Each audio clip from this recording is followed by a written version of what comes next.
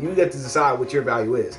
And then if more people value the same thing, going with my Tesla example, the higher that stock raises. So the more people want those things, which is why we tell people to understand their values and their standards, and then that will shape what the marketplace is. So if you're complaining about like, oh, all these men don't do this, this, and that, and it's like, but you keep choosing those men, their stock is up all the way up here, so why would they change?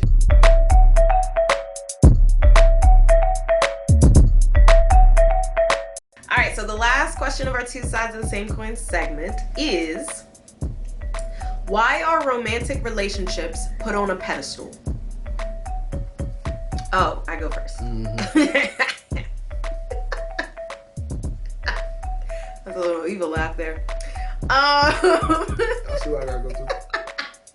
All right, so I think this goes back to Disney. Damn Disney. Damn you, Walt Disney. But I also think prior to Disney, historically, romantic relationships has been placed on a pedestal. If you think about marriage, like, the benefits afforded in marriage are only afforded to those couples. So people that aren't married aren't afforded those benefits. So it's literally financially, medically, legally giving you more, you know, than single individuals. So from that dynamic, it's going to automatically be put on a pedestal, right? And then you have, of course, religion, making it like this is the most desired type of relationship. But I also think we just don't have any just value in friendships, in community relationships. Like it's really about the romantic relationship. And yeah, I would say that's the why. But check out our Lovers and Friends episode where we go into this a little bit more as far as valuing friendships. But yeah, like, just because it is put on a pedestal doesn't mean it needs to be. Yeah, I think when you said that, it made me think of like what you mentioned on the last question, I think. Where you were just saying that's why you picked me, somebody similar with similar values. So the dating marketplace is its own thing, but within that are subcategories of your own values. So if you don't value money that high, then that means in your perception, the person who has a higher value in intelligence has a higher score. So that's what it's really about. Like, the marketplace is the overall marketplace that dictates everything. Just like right now, you know, there's a whole bunch of oil, and that's what's dictating the marketplace. But soon it'll be electric. Renewable energy, baby. Right? Earth Day. So it's all about like what people value and then the overall environment that we're in. But no matter what, you can choose to buy a Tesla right now. You don't have to buy a gas car, gas-powered car. So that's what I'm saying. Like, you have the decision. You get to decide what your value is. And then if more people value the same thing, going with my Tesla example, the higher that stock raises. So the more people want those things, which is why we tell people to understand their values and their standards, and then that will shape what the marketplace is. So if you're complaining about like, oh, all these men don't do this, this, and that, and it's like, but you keep choosing those men, their stock is up all the way up here, so why would they change? It doesn't make any sense. Yeah, this whole choosing people who don't want you, like, that's not gonna work. So equally yoked, whatever you want to call it, that's like on the same page, tapped in, aligned, that's how I like to say. You need that, and that's what you should be searching for first and foremost when it comes to relationships. But let me see, what's the original question? Because that was just based off of what you said last. Why are romantic relationships put on a pedestal? Oh, yeah. Goddamn Disney. But to elaborate, I think it kind of goes back to that first perception that we talked about on that first question. The same way that we kind of think that romantic relationships guarantee that happy ever after ending, we also put them on a pedestal because we think that's the only way to get that happiness and fulfillment. That's true. So once it's up there, it's really hard to knock it down because that would have to shatter a whole bunch of other things that you've been thinking about and your way of looking at those things. Which is kind of why we like doing it. Because if we can deconstruct the way we think, we can piece together the parts that we actually want and then throw away the parts that no longer serve us.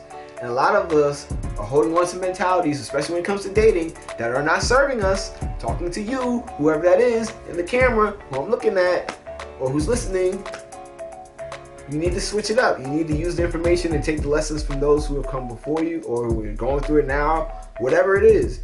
But self-reflect and actually see what your values are and then try to find people who are aligned with that versus just finding somebody who you think is Prince Charming and because of that, you're going to go with him because, oh, that will lead to my happily ever after.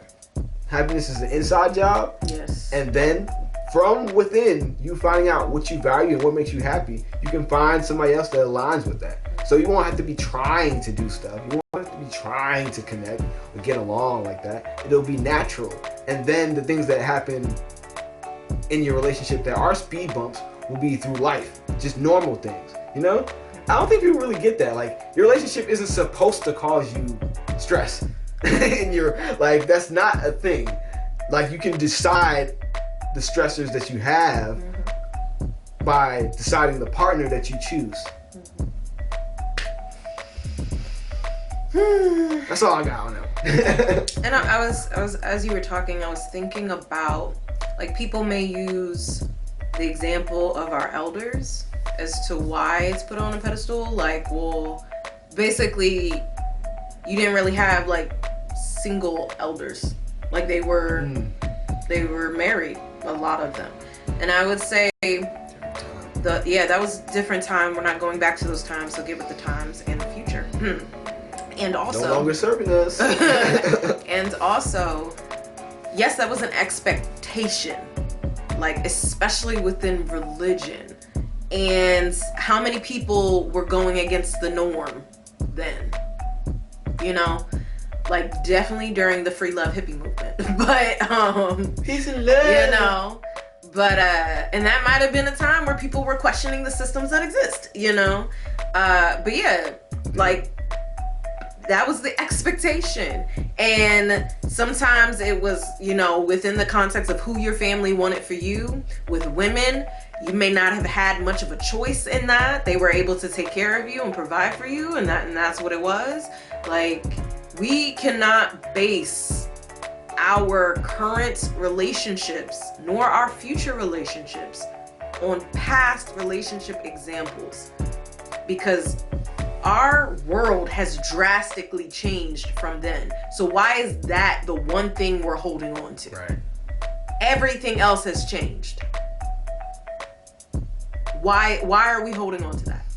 A lot of these and it's rose-colored glasses. Yeah. Sorry, baby. It's rose-colored glasses. It was not all that happily ever after shit. You know how many people was cheating and shit? Just about to talk about it. You know? It's like this fantasy land of, like, things were so perfect. They never cheated. They never had any problems or difficulties or challenges. They never split up or any of those other things. Those are just things that weren't mentioned. It's just now we're in the age of transparency. And again, divorce wasn't really an option back then. Right. You knew what it was. It was like, well, this is as good as it gets. And again, there were a lot of people who had open marriages.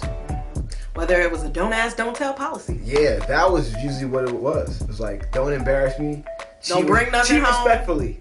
Yeah. Check out Rocky's reactions. I will be doing a reaction video to that very concept. That's my flavor. Hey. You know what I mean? So, yeah, y'all check that out. Oh, that's on YouTube, y'all. Yeah. But yeah, people have babies showing up on the doorstep all the time. Like, y'all need to see reality. But all right, let's take a pause before we get to our either or, both and segments. Yes. Appreciate everybody for listening. Thank you. Thus far. Yes. We will be right back with more. Stay tuned. All right. Peace. And love. For now. Hey, it's the Real Family. It's your girl Rocky. And your boy Elsa. And thanks for for being here. If you're new to the channel, be sure to subscribe and click that notification bell. Right, because subscribing and hitting that notification bell does two very important things. One, it gives you notification on our new content and make sure that you're up to date on everything that we put out every week. Every week. You know, every week. Every week. And then number two, it helps your boy and your girl out with some money. You know what I'm saying? Let's just keep it honest. It's so real, baby. But in all seriousness, this is just like the video portion, the YouTube portion of our content. We are It's So Real podcast. So we have all these episodes just waiting for y'all on how many platforms? 11 different streaming platforms. 11.